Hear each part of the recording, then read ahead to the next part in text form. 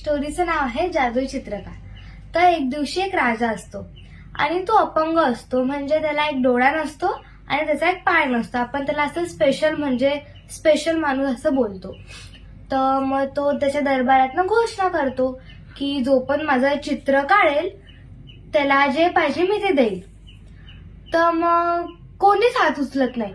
मग खूप दिवसानंतर एक माणूस येतो आणि तो बोलतो की राजा मी तुमचं चित्र काढेल. मग राजा बोलतो की ठीक आहे चालेल. मग तो जो माणूस असतो ना, जो चित्रकार, तो असं ड्रॉइंग काढतो की म्हणजे ते वेगळीच ड्रॉइंग असते. आता तो एक घोडा दाखवतो त्याच्यात एका साईडवर आणि घोड्यावर राजा बसला असतो. तर जो राजाचा डोळा नसतो ना, तो असं दाखवतो की तो राजा एक तीर मारतोय.